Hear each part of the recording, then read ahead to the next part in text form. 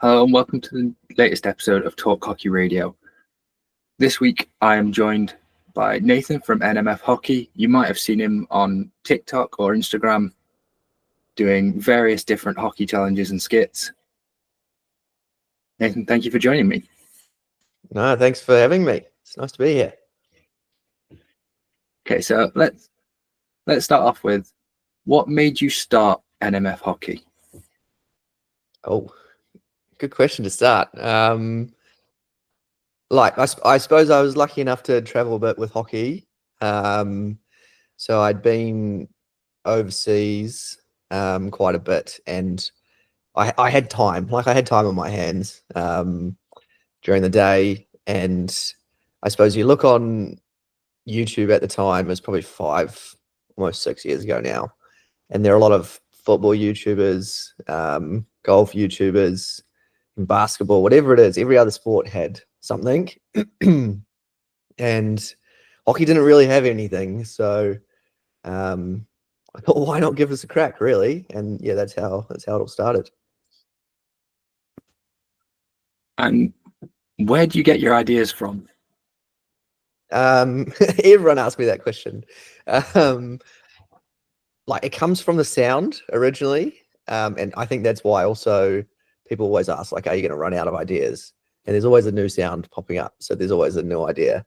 And yeah, I suppose I've just probably been around hockey too much, where I hear a sound and the idea pops into my head, and yeah, that's how it all happens, really. Is there any ideas that you've come up with that you've not been able to use, or are you always pretty good for coming up with something that is doable? I'm pretty good. There's some stuff that sits in the notes of my phone for a while, that's for sure.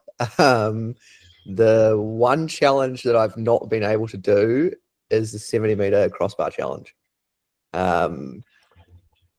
I'll try and crack it this year, but yeah, I've actually, when I very, very first started out, I tried to do it, and I reckon I spent probably 8 hours trying to hit this stupid 70-meter crossbar, and I just couldn't do it. And I'm not the kind of guy that obviously gives up easily. So the end of it for me was, I think I skimmed the crossbar, but it just didn't really come up, and I just had enough by that stage. So, but you never know, might have to give that one another crack this year. And of all the videos that you've done, which has been your favorite? Oh. Yeah, I actually really enjoy filming with other athletes.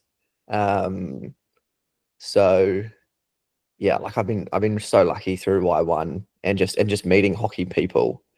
Yeah, any of the ones where I get to film with someone else who's an international hockey player is amazing. And obviously, going back a bit, you filmed a series with Velen, doing lots of different challenges. How long did that take to film? Not too long, a couple of hours, really. Probably max. Yeah, I was lucky enough to play a season with Nicholas at Crefeld, so it's easy enough when it's your teammate. You don't really it's not awkward to begin with. You just go out and do it, and yeah, that was good fun. So he's an unbelievably good hockey player. And have you had some other experiences where it has been a bit awkward, where you got to do the shaky introductions and then go off and film? Most people quite good, but I think sometimes people are just a bit nervous, and it's pretty normal. Yeah, it's an interesting one because I turn up to the turf and it's whoa, it's the TikTok guy, and most people think of a TikToker or an Instagrammer as pretty extroverted and out there and whatnot, but I'm not. The best way I can explain it to people is you go to the turf by yourself, the camera is there, and it's just you and the camera. You edit by yourself. it's quite an introverted practice, I think. And yeah, I think just inevitably always when you meet someone new, there's going to be a little period of getting used to each other and seeing how it all goes. So yeah. And you talked about it a little bit already, but obviously you've traveled around a lot playing hockey. What has been your favorite league to play in? Oh, they each all have their positives. Like I suppose I can go through them all. Like where I was in Holland, I really enjoyed the coaching and I really enjoyed the team. And Holland's just special for hockey. Like every Sunday, most of your club turns out to watch you play if it's a home game. If you're away, most of their club turns out to watch them play, and it's just a really special atmosphere. Yeah, the coaching is unbelievably good. The entire I don't know there's a hockey club every second kilometer basically, so it's just very special. Holland was also like being the first place I went to. I was pretty lucky, and that will always be a special place. Then I dipped to Australia and Perth, and yeah, you play a few games with Jamie Dwyer and Eddie Okinen, and obviously that's going to be pretty special in itself. Perth, the only way I can explain Perth from my perspective is it's like the same as New Zealand hockey, except way better.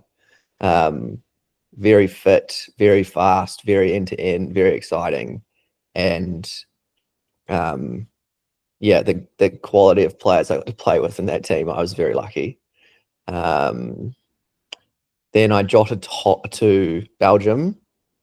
Belgium wins on the party front. Like the club parties are phenomenal in Belgium. Unfortunately, that season was disrupted by COVID, so I only got like the first half.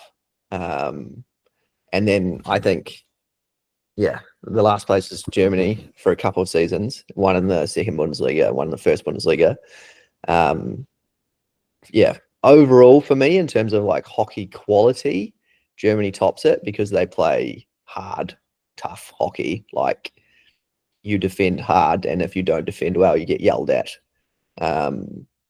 It's like you have to be on the edge, otherwise you won't be good during that game. So I would say of all the places I played in, Germany definitely brought out like a different hockey player and was definitely the highest level. But yeah, they each have their own positives, I suppose. Interesting that your first kind of excursion out was into the Dutch league. Talk me through how your hockey journey started and what kind of led you to going abroad. I got very lucky. I sucked at hockey growing up, and people often don't believe this when I tell them, but it's true.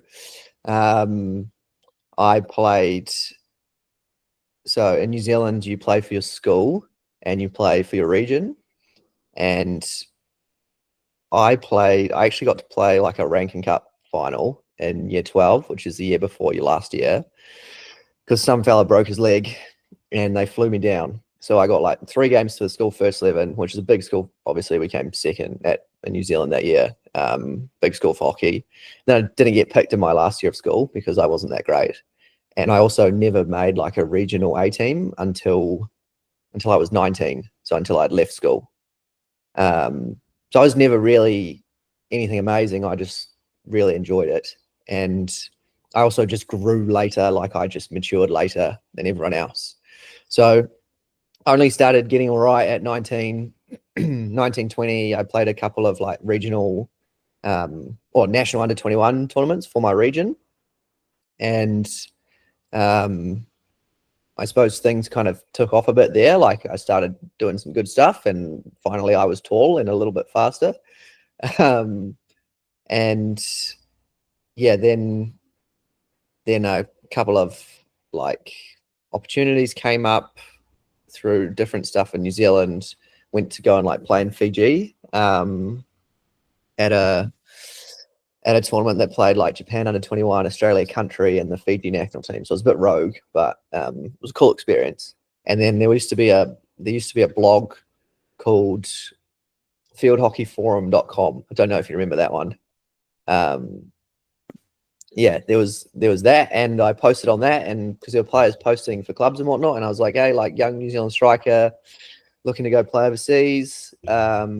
Had like a kind of a hockey CV, and I had a lot of footage from my under-21 tournaments. And yeah, I was actually, I should probably tell the full story to this. I didn't make like the regional senior side, and so I got dropped. I was like one of the last players dropped, and that actually led me to this blog. So I posted on the blog, and then yeah, I had quite a few clubs hit me up. I was like quite surprised. I was like, oh my goodness, this is actually possible. And then I was lucky enough that Zwolle, so a guy called Frank Geers, who's a bit of a legend from Holland. He was working for Zwolle at the time, and they hit me up, and before I knew it, I was in the second league, running around getting smoked by Hurley away. But yeah, good memories, that's for sure. Yeah, always good to hear a shout out for the Old Field Hockey Forums. Yeah, that's where I got started out of with Boss F Hockey as well. Yeah, nice. No, it's just a little gem of opportunity, really, that website.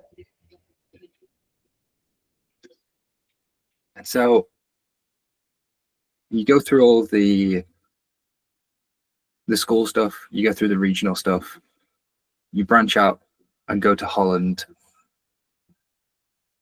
What was that like as a change in culture coming from the New Zealand system going across to what is arguably the best structure for hockey globally? Pretty scary, to be honest. Like Zwolle, so Zwolle's not in like the hub of hockey in the Netherlands, but they're probably the biggest club in the East. So the juniors are really good. Like the girls always play in Landerlik, but then they lose players to universities towards the West, basically. So I didn't really know what to expect. Like second league in the Netherlands, I didn't really know. I think I was really lucky at the time that I lived with a guy from Portugal called Joe, who used to be the captain of Portugal, and a guy who played for Brazil at Rio called Pat. And they were a little bit older than me, just a few years, decent players, and almost just looked after me in a way. So I felt right at home with these guys who had already been playing for Zwolle for a few years, and they kind of gave me the rundown. And yeah, I was lucky that I think Kiwis go well in Holland because we work hard and we just run. And if you can combine that with a bit of Dutch flair, like I'll do all the work in the press. I'll work my butt off to try and get the ball, and then I'll just give it to you and you do your thing, and it all works pretty well. So it was scary at first, but I was lucky to have Joe and Pat and some really good coaches as well. And yeah, I loved it. Like it was amazing. And as you've moved around all these different leagues, what has been your biggest takeaway from all of these various different coaching setups and styles of play? That's a very good question. I think each country has its own like cultural strengths, and they almost play to that, if that makes sense. So at a top level, I would say hockey is hockey, and the strengths that come from who you are culturally kind of come through a little bit, but at the end of the day, you know, everyone is physically amazing, not just the Australians anymore. But when you go to Australia, it's so prevalent. It is like the thing. If you're not fit, you're not going to go well there. And yeah, I think each country has its own almost like cultural identity, and being able to be a part of that in each country kind of shows the it shows how they do it. Like, it shows why they're so good at what they do. So, when it's the Dutchies, it's all flair and technique, and the kids are incredibly skilled at clubs, and you're going around like, how does this 10-year-old know how to hit a backhand when 10-year-olds in New Zealand struggle to trap the ball? And how they learn technique and how they do it is amazing. And of course, when you then get to a national team and your depth is massive, they're all going to be technically unbelievably good. Yeah, the Aussies is physicality, that's clear, but also they are also technically good. I think that comes from, like, in some places they still play on grass. So where I was in Perth, the juniors, anywhere up to like 15, you'd still dabble on grass quite a bit. And it's nice grass. It's not like lumpy, terrible grass, but it still helps technique heaps. And that's just like a little gem that they have. The Germans, like, they love indoor and they defend like crazy. And learning how like a German person defends in a man-to-man situation is, yeah, you're not going to get any better than going to Germany and learning how to defend man-to-man. And then, yeah, Belgium is a bit of a mix of everything, really. Like, Belgium's hockey identity is a lot newer, and I would say Belgium was like very professional as well. But it was almost like a combination of everything put together. So, yeah. Of all of your various teammates, who do you think has had the most influence on your style of play? Oh, gee.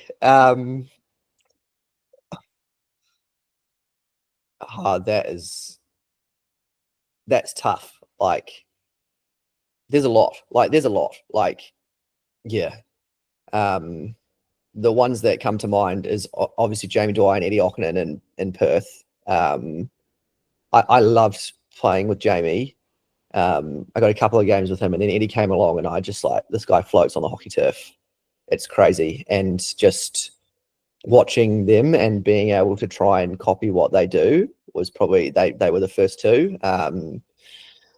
I also grew up at home with Nick Woods, who was around my club.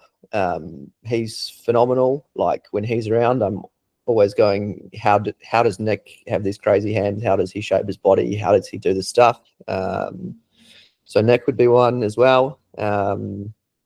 I'd say, and then you're probably looking like in Crefeld, there are a few. Like, Nicholas is one for 1 year for sure, because you think, all right, this guy's a striker, best forehand in the world, fast, incredibly good at what he does. And then I'd say there are a few others in Germany, just from, yeah, how they played, how they defended, how they moved and ran, etc.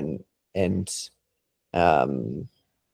just, I suppose, how like well-rounded they were as hockey players. And there are others too. There was a guy in Belgium who played centre mid for us, who was like mid-30s, who had played like back when my club was playing against Kampong, etc. And he was just oozed class. Guy called Graham Begbie, who I played with in Perth, used to be an ex-Aussie legend. Actually got the Aussie men best and fairest the same year Mark Knowles and Jamie Dwyer were playing, I believe, but then injured himself the game before London Olympics, so never got to go. Like, I've been so lucky. There's been so many teammates and people you rub shoulders with that you just take stuff off and try and run with it, really. I think just the list of names that you've gone through, I think it would be very difficult to pick from those. Yeah, and it is, and they're all just phenomenal hockey players, and I consider myself very lucky. So, going forward, is there any clubs you'd like to go and play for in the future? like I'm getting on a bit now. Unfortunately, I'm 29. Yeah, look, I'd love to. Well, I still can probably go back to Holland. That's probably where I would, if I could pick anywhere, I would love to go back because, like Germany, I got 2 full seasons out, and I loved, and I could probably go back to Germany as well, to be honest. But with Holland, the first time round, I broke my hand, so I had to go home early, and then the second time around, my visa ran out, so I had to go home early. So it almost feels like a bit of unfinished business in Holland. And I would love to go back and just like do a couple of full seasons, that's for sure. And no specific clubs that you'd love to play for? Oh, I think they're all pretty amazing, to be honest. Like, I don't think you can go wrong if you go to Holland and you're in a nice city and you're surrounded by any of their hockey clubs. They're all just amazing. Like, yeah, yeah. I can't sum up more than that. Like, I've been to quite a few of them, and all of them just blow my mind. Like, compared to what we have here in New Zealand, I was like a little kid in a candy shop every time we played an away game. All the boys hated it because it was a bit of travel, and I was like, oh, where's the next club we're going to? This is amazing. So yeah, I would be happy anywhere. And moving away from maybe the more difficult questions, obviously all of your social media stuff, you're possibly one of the most recognizable hockey players now because of the reach that you've gained. What's it like going to hockey events for you? Do you just get mobbed? Do you have to hide? Yeah, like it's definitely different, eh? Like, yeah, in my head, and those that know me well, I'm just like a kid from Auckland who was okay at hockey, got good a little bit later, or got kind of good, still not amazing, got all right a little bit later, and then decided to make some content. And as I explained, I just make the content on my own, I edit on my own, and it's there. And yeah, I only really realized probably when I went to EHL in Amsterdam and the Euros, how crazy the reach is. Like, yeah, I can't walk around in the crowds without kids coming up to me or people just like staring and pointing, which, yeah, as an introverted guy, you're like, ah! But I had to learn a bit, to be honest. Like, I had to learn, like, because it's scary for kids, right? Like, they go up to you and you're like the YouTuber or the TikToker or the guy off Instagram, and they're almost a bit starstruck, which I can't, in my head, I can't fathom. Like, I just don't understand. But yeah, I had to learn a bit, and I just try and make it as cool of an experience for them as possible. So I just asked them about their day, asked them how they found the game, who they play hockey for. I always ask if they have any content ideas because I'm always up for new ideas, and sometimes the kids give you the best ideas. But yeah, it gets pretty crazy now. That's for sure. And then following on from that social media success, you obviously have taken a job with Y1. How is creating content for a brand different to what you were doing previously? So we haven't actually touched on this, like, because I completely forgot, but I also did a season in the UK. Most recently, I got back in April last year. And yeah, I worked for Y1, and I still do. It's interesting. Like, my stuff is more like funny skits or whatever, and or like coaching as well. Whereas Y1 is obviously like their own brand in itself. So there is some of it which overlaps and is, like, their slogan is reinventing the game. So obviously they're very open to doing different stuff, like trying to hit a hole in one. and then it overlaps. But obviously, with what I do, so for the answer to the question is what I do for them is probably much more their brand style of stuff. So young, hip, cool, bright, cool music, etc. And mine is more funny hockey content or coaching. And with that, you've started doing a bit more specific coaching videos on your YouTube. Is that something you want to push forward? Yep. I think there's a huge space to do that. Like with the coaching side of things, we've discussed all the hockey experiences that I've been lucky enough to have, and I love my coaching, and it's just a chance for me to like pass on all of that knowledge, really. And if I can, build up a channel with a lot of different coaching resources for anyone, then it's almost timeless as well.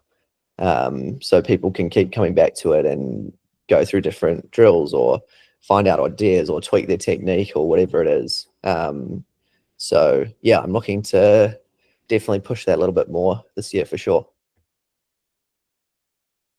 And is there any other gaps within the hockey social media bubble that you've spotted that you think you could also step in and fill? Yeah, like I don't know if I could step in and fill it, but I definitely think there's room for a group of people. Like, people enjoy watching relationships between people, and if you look at any other social media stuff at the moment, all the good stuff is someone's relationship with someone, or someone interviewing someone, or a group dynamic and how they all fit together. If like hockey's hard, obviously, because it's a bit amateur. So if you made a golf group, for example, you could get that up and running pretty quickly, I think. But there are more golf groups out there already. With hockey, there's none. But hockey's more amateur, so you need to be smart in what you do to get it up and running. I definitely think that if people wanted to start a social media, make a group, like couple boys, couple girls, get together when you can, film some stuff, get it out there, and you'd be surprised how well it would go. Interesting. And going back to working with Y1, obviously there's a lot of really structured stuff that has to be done. Talk me through the planning process for the Paris Olympic content. So we knew, obviously, Paris is coming for a while, and we knew that the range is going to be Paris as well. So obviously a trip to Paris was very much needed. So Chris and I went out to Paris, or would have been like February last year, I would say. Got some shots done, tried to film as much organic stuff as we could, and then go for it. We also kind of came up with the idea of the road to Paris with the GB boys, which was originally actually road to Paris. Like, we were going to put them on the train to Paris, but then we couldn't quite take up that much of their time. So we decided a little restaurant in Bethnal Green was the way to go. And I mean, we wanted to do something different that no one else had ever done. And I think that's what's cool about Y1, is they're always looking to try something new and creative. So those were the two big kind of pushes we went through. And then we also had to do like all the work for the range release at the same time. So we did the Euro trip, the quickest Euro trip ever. Went up to Hamburg, filmed there, stayed the night, down to Eindhoven with Jopen Fraker at the time, and then crossed Belgium with Hendricks and Thibaut, and just smashed it out, like constant filming, constantly recharging the cameras and the phone. And yeah, got as much done as we could. And then when we came back, we flew in, and then the next day we did stuff with the GB woman. So it was a hectic few days, that's for sure, but we smashed it and we got so much content. And I know Chris is pretty happy that Y1 is by far the biggest brand on social media, and was last year, and hopefully will be this year as well. And just how close did you get to getting onto the Olympic pitch while they were still constructing all the stands? Like the big pitch was just fenced off, so we could have climbed the fence, but yeah, we didn't really know. That was a funny story, because I wasn't really in the loop with what was going on. Like, I thought Chris had a contact. I thought we were just going to get let in the stadium and all was good. And then kind of when we were in the car there, it was just like, we're just turning up and seeing what's there. And yeah, there were all these people in high-vis jackets, and I was like, oh, this is going to be great. We're going to, I don't know, get arrested in Paris or something, or get a big old fine. But yeah, we just walked straight in, and we couldn't, there was no way we were going to get on the big pitch. Like, it was just massive fences and a lot of construction happening at the time. So we jumped on like the number 2. And yeah, I think some people were probably thinking, what are these 2 guys just doing here with hockey sticks? But that was good fun. Yeah, it was a good little story for sure. Should have got some Y1 high-vis vests made. No one would have questioned it walking around. Yeah, we definitely need to get those done, so the next time that happens, we fit in a little bit more. Okay, so looking back on the past year, what has been your favorite bit of content to film?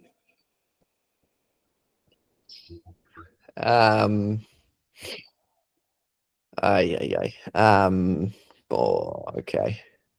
There's been a lot, so you have to give me a split second to think.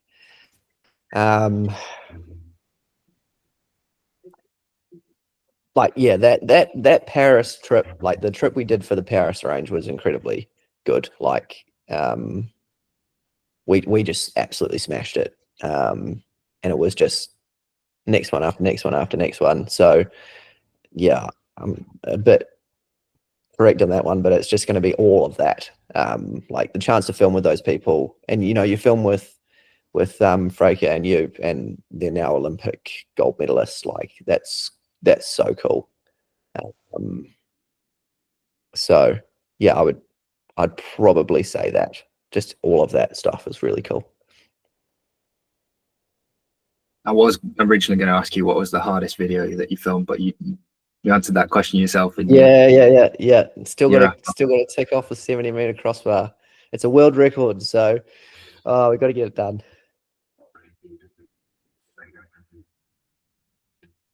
And with that,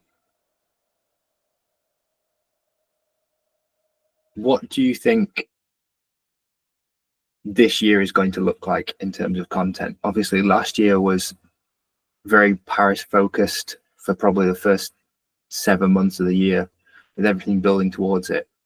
What do you see going forward this year? There's a bit of Hockey India League stuff going on. Phil's doing well there.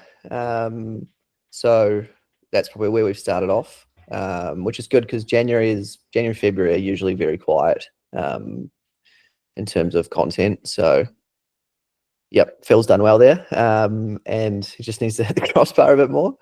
Then I'm actually off to Brisbane in a couple of weeks. So Y1 have a few Australian players who are based in Brisbane. So we're going to go and do a bit of content there, which will be cool, something a bit different.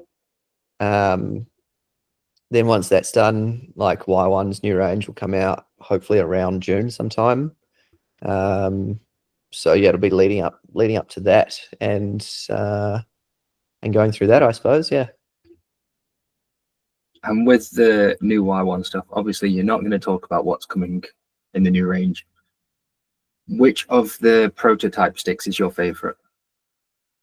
Oh, yeah, Chris wouldn't be happy if I knew what, to mention what was coming up. The prototype sticks. I really liked the hamper, to be honest, but I haven't used it like extensively. I'd need to give it like a good go. Either the hamper or the bar, but the Blunk for me is too crazy. Like I'm not a drag flicker overhead specialist, so I'd rather just be able to trap the ball. But yeah, one of those two. I'd probably lean towards the hamper because I love the touch. It feels cool.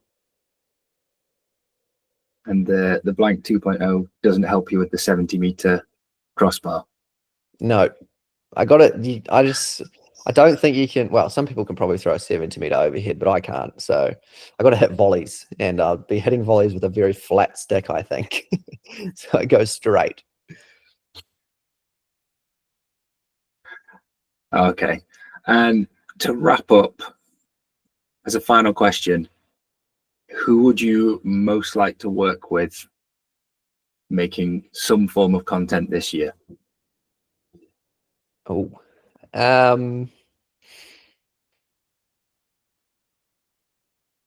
you know what? I'd really like to work with Yibby Jansen because she's a phenomenal hockey player and drag flicker, and I think yeah, you could do some really cool stuff there. So yep, I'd say Yibby Jansen. Okay, we'll put that out onto social media and we'll see if she gets back to Yeah, you. surely. That'd be yeah, sure. You never know. Somehow we'll make it work. All right. Thank you very much for joining me for this. Is there anything you want to shout out before we wrap this up? No, just thanks for having me, I suppose. It's been good. Yeah, I really love the work you do too on social media. Like that can't be underestimated. You're a bit of a go-to machine, so keep it up, and yeah, thanks for having me.